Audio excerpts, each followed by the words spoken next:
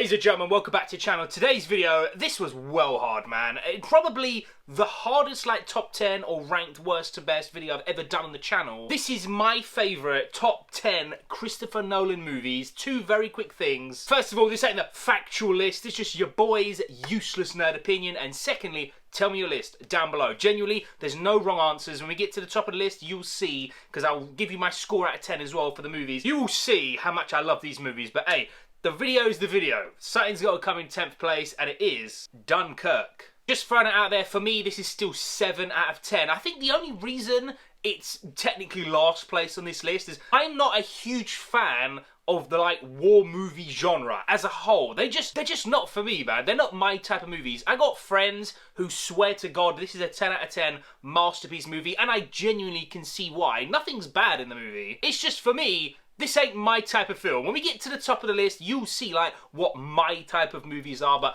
I respect it for what it is. For me, it's a 7. If you think it's way higher, I could totally see why.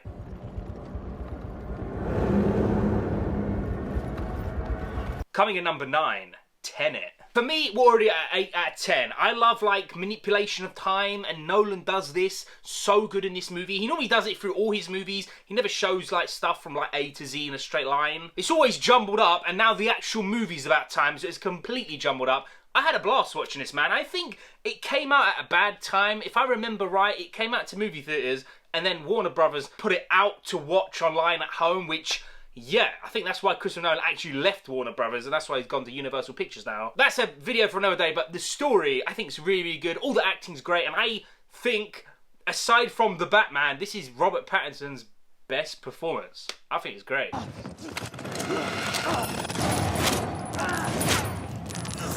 Coming in number 8, Memento. I'm not going to capture the nerd army, I'm going to keep it real. I actually only saw this at the time of this recording about 2 weeks ago. It was a mind F of a movie. This guy has got short-term memory loss, but the way Nolan gives us the movie is in short little clips, and it starts from back to front. You never know what's going on until the end of the scene, and then that end of the scene connects to another scene later on, so you kind of work out what's going on at the end. It's crazy, but I love it in all the best ways. This is Nolan's storytelling at his best. Score-wise, for me, we're at 8.5 out of 10.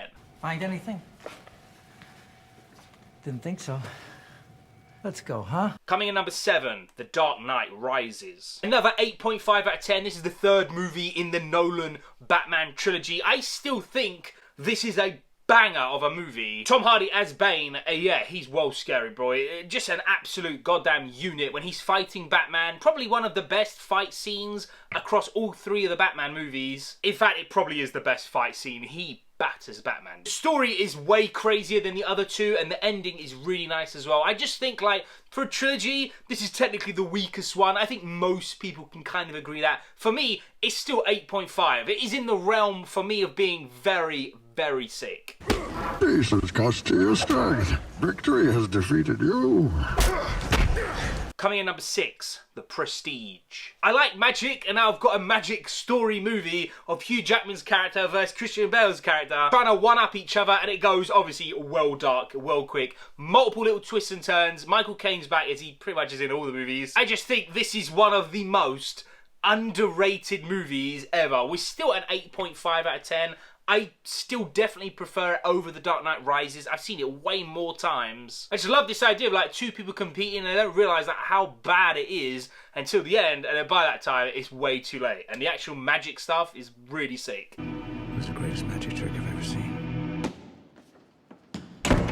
Coming in number 5, Batman Begins. Probably the greatest origin story to the Batman in a movie of live action. I don't think any movie is going to do this again. I think it's the reason why The Batman didn't even waste time showing it, bruv. Just go to another year. You know how he becomes Batman? Because of Batman Begins. One of the greatest origin movies for a superhero of all time. Nolan kills it. Scarecrow is extremely underrated, but I think still the most underrated character is still Christian Bale as Batman. I think he's bloody flawless. I've seen this movie now so many times. One of the greatest superhero movies of all time. For me, score-wise, 9 out of 10. It's not who I am underneath, but what I do that defines me. Coming in number 4, Oppenheimer. At the time of this recording, I saw this 2 days ago. I gave it 10 out of 10, and it still is 10 out of 10. It's absolutely god tier. It's probably, I'm like 98% sure it's going to be my favourite movie of the entire year of 2023. There's 3 things that I love in life. I don't really talk about on the channel. I said this in my review. And I watch, like, and I'm not joking, at least 1 video every single night before I go to bed. I watch it on YouTube. Black holes, aliens, and nuclear bombs. I don't know why I do it. I'm just kind of obsessed with it. And now I've got the real movie of the real person who made the real atomic bomb. It's flawless. Acting's amazing. All 3 hours, for me, perfection. It needs to win all the bloody Oscars. I don't really care about it, but just give it to him, bro, because it is so unbelievably sick. And at the time he's recording again, he's still in the movie theatre. Go and see Oppenheimer. Why? Why? How about because this is the most important thing to ever happen in the history of the world? Okay, this is it. The top 3. I'm going to be honest. This was the hardest thing I've ever done on the channel in terms of ranking. All 3 of these movies, for me, they're not only 10 out of 10 God tier, but they're in my top 50 favourite movies of all time. And I'm talking about, they're in the top 20, maybe even top 10. I absolutely love and adore these 3 movies. I think they're just some of the greatest movies ever made. And ranking them is like the equivalent of someone telling me, yo, you gotta rank the Lord of the Rings trilogy. They're all God tier. Like, I'll do it if I have to, but it's bloody hard. So I've somehow done it. So I've just thrown it out there.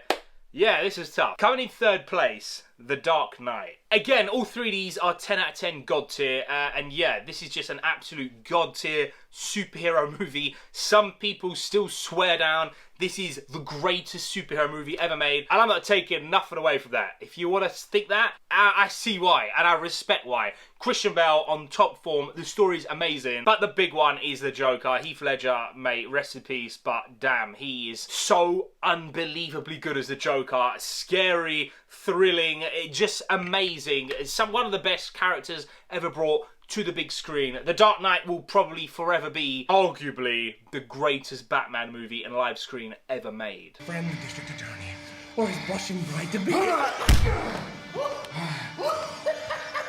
Coming in 2nd place, Inception. An absolute mind F of a story for all the best reasons. This is like Christopher Nolan at his best. The story is absolutely fantastic, and this is something that no one's ever done. And that's why I've always got full respect for Inception. It's a new idea, and he's showing us it. I totally get if you don't get it, what's going on first time, that's cool. You can watch it again, but you know, the story is fucking amazing. Next to Wolf of Wall Street, this is my favourite Leo movie. Joseph Gordon-Levitt is amazing. Tom Hardy's amazing. The cast is fucking God tier. I just love the dream within a dream. Then you can get lost and spend mega years down there, which is what obviously happens. I think it's great. I think the idea is just great, bro. It's a great movie. In my top 20 favourite of all time.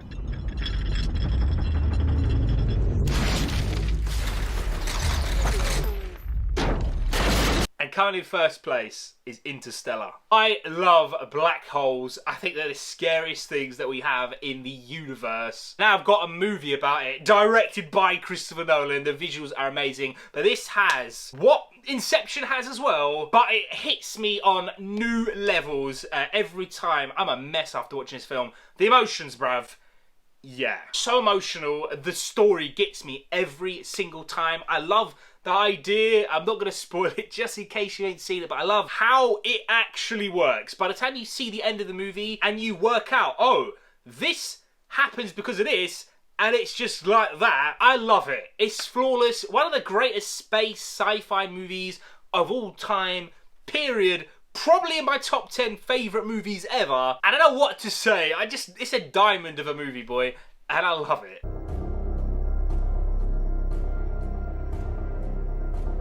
That is your boys' top 10 favourite Christopher Nolan movies. Again, this ain't the factual list, bro. So if you want to go cracking mode in the comment section, by all means go down there. But this is just my user's own opinion. Tell me your list down below, though. It will be genuinely sick, man. I love seeing the Nerd Army's different versions of the list. And we can talk about it. Thanks for watching, guys. I love and appreciate you all. Take care. Peace.